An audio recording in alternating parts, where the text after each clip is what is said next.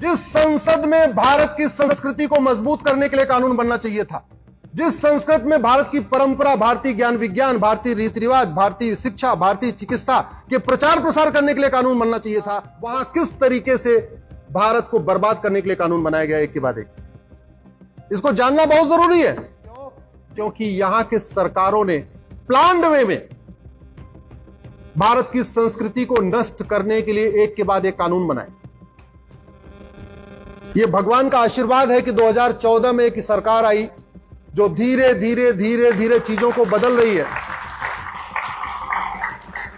नहीं तो एक के बाद एक भारत की चिकित्सा व्यवस्था को बर्बाद करने के लिए नेहरू ने 1954 में कानून बनाया, और कानून बना के जो जिन बीमारियों का इलाज चरक संहिता में लिखा है, सुश्रुत संहिता में लिखा है, माधवकर संहिता में लिखा है, सारंगधर संहिता में लिखा है, भाव प्रकाश संहिता में लिखा है, उन बीमारियों के इलाज को पब्लिसाइज करने पे अपराध बना दिया। इसका मतलब जो आयुर्वेद के डॉक्टर हैं, जो चरक संहिता पढ़ते हैं, भाव प्रकाश संहिता पढ़ते हैं, महर्षि पतंजलि का योग सूत्र पढ़ते हैं, अगर वो पब्लिकली कहें कि हां हम इसका गारंटी के साथ इलाज करते हैं, तो उनको लीगल नोटिस चली जाएगी 1954 के कानून के कारण। पूरी लड़ाई वंदे मातरम पे हुई। 1971 में इंदिरा जी ने कानून बना के वंदे मातरम को सेकंड क्लास तक कर दिया। उस कानून को मैंने चैलेंज किया हुआ है। 1986 में हम सब, हमारे परिवार के लोगों ने एक स्पष्ट जनादेश दिया, 404 सीट दिया। अगले साल 1985 में राजीव गांधी ने कानून बना के सारे के सारे घुसपैठियों को बसाने का इंतजाम कर दिया। सिटीजनशिप एक्ट में सेक्शन 6 जोड़ दिया। पूरे भारत के लिए सिटीजनशिप की कट ऑफ डेट 1947 है। असम के लिए उन्होंने कट ऑफ डेट 71 कर दिया। उसको हम लोगों ने चैलेंज किया है।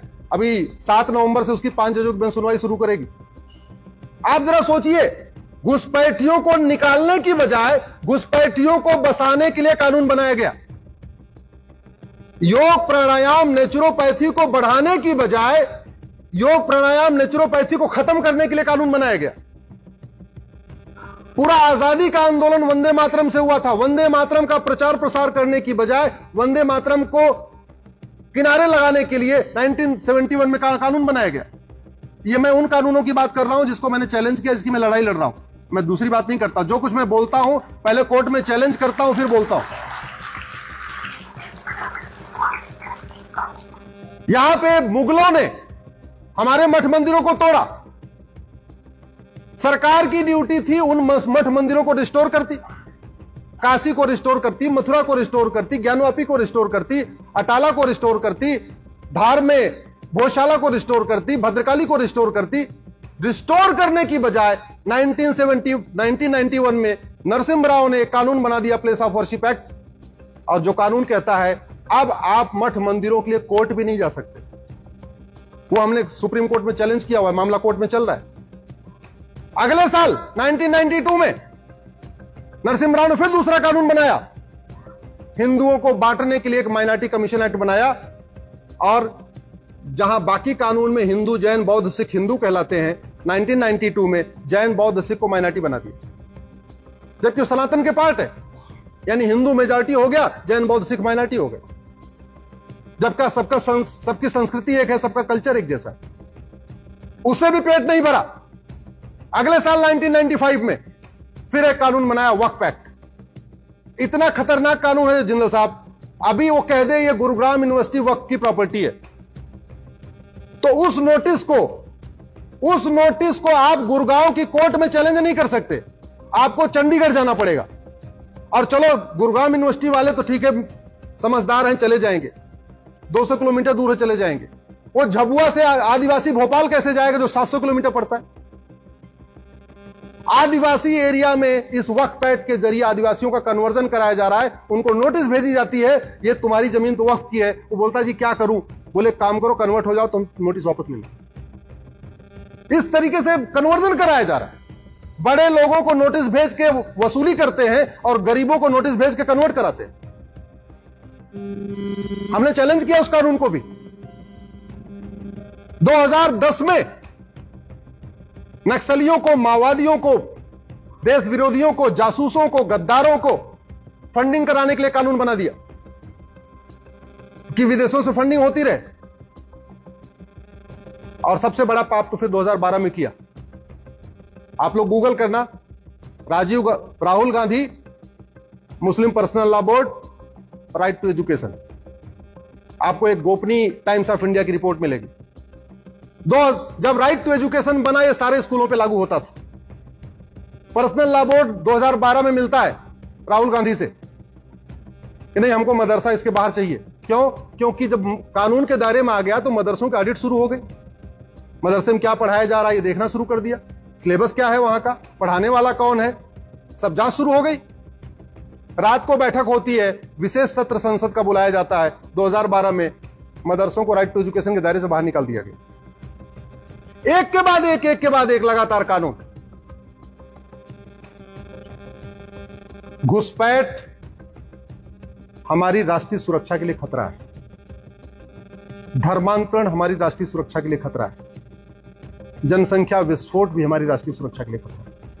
ये तीन हमारे लिए प्रमुख खतरे हैं। और जो राष्ट्रीय सुरक्षा के लिए खतरा है वो हमारी सामाजिक समरसता के लिए भी खतरा है। ये दोनों अलग अलग चीजें नहीं है। ये दोनों अलग अलग चीजें नहीं है। आप ये बताओ, मुगल काल में धर्मांतरण हुआ? जोर से बोलिए जरा। अंग्रेजों के टाइम में हुआ? आज भी हो रहा है। मुगलों का काम भी धर्मांतरण कराना था, अंग्रेजों का काम भी धर्मांतरण कराना था, आज भी धर्मांतरण। क्यों? क्योंकि एक तो हमने सठे साठ्यम समाचरित सिद्धांत के अनुसार कानून नहीं बनाए, और जो कानून है भी उसको हमने ढंग से इंप्लीमेंट नहीं किया। धर्मांतरण राष्ट्र की सुरक्षा के लिए खतरा है। इसलिए आज मैं हरियाणा की इस पवित्र भूमि से आप सबसे कहता हूं, जब कभी धर्मांतरण हो, कोई घटना आए, आप लोग गुड़गांव के पुलिस कमिश्नर से मिलिए, बोलिए धर्मांतरण राष्ट्र की सुरक्षा के लिए खतरा है, और राष्ट्र की सुरक्षा के जो खतरे होते हैं उससे निपटने के लिए कानून है, एनएसए, नेशनल सिक्योरिटी एक्ट, लगाइए इसके ऊपर। 1 साल तक इसको जमानत नहीं मिलनी चाहिए। धर्मांतरण देश की एकता अखंडता के लिए खतरा है। देश की एकता अखंडता के लिए जो खतरा है उससे निपटने के लिए हमारे पास एक कानून है, यूएपीए, लगवाइए उसको। धर्मांतरण एक ऑर्गेनाइज क्राइम है। ऑर्गेनाइज क्राइम से निपटने के लिए हमारे पास कानून है, गैंगस्टर एक्ट, लगवाइए उसको। धर्मांतरण वेजिंग वॉर है, एक अप्रत्यक्ष युद्ध है, इनडायरेक्ट वॉर है। जो धर्मांतरण कराने वाले हैं उनके मददगार, उनके खिलाफ लगवाइए, वेजिंग वॉर की धारा लगवाइए। जब तक धर्मांतरण कराने वालों की प्रॉपर्टी जब्त नहीं होगी। तो हमारे गुरु ने सिखपंथी नहीं बनाया होता। बनाया किस लिए? धर्मांतरण रोकना। हमारे शीशगंज गुरुद्वारा किस लिए बना? धर्मांतरण रोकने के लिए। हमारे पूर्वजों ने इतना युद्ध किया धर्मांतरण के खिलाफ, और हम इतना नहीं कर पा रहे हैं, ढंग का कानून नहीं बना पा रहे हैं और ढंग का कानून लागू नहीं करवा पा रहे। वही हालत घुसपैठ की है। 5 करोड़ घुसपैठिए 2017 में आ गए थे, अब तो 5.5 करोड़ हो गए। घुसपैठ राष्ट्र की सुरक्षा के लिए खतरा है।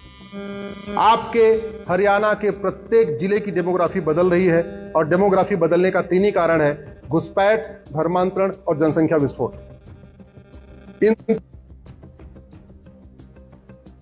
लेकिन बैठे बैठे आंख बंद करके न धर्मांतरण रुकेगा, न घुसपैठ रुकेगी, न जनसंख्या विस्फोट रुकेगी। तीनों के लिए कठोर कानून बनाना पड़ेगा। कानून का राज है, तलवार से आप रोक नहीं सकते। तलवार से अगर तलवार निकालेंगे धर्मांतरण खिलाफ, आपके खिलाफ मुकदमा हो जाएगा। तलवार निकालेंगे घुसपैठ खिलाफ, आपके खिलाफ मुकदमा हो जाएगा। किसी का आप धमका के अगर जनसंख्या विस्फोट रुकवाएंगे, आपके खिलाफ मुकदमा हो जाएगा। ये तीनों समस्याओं का समाधान कानून बना के ही हो सकता है।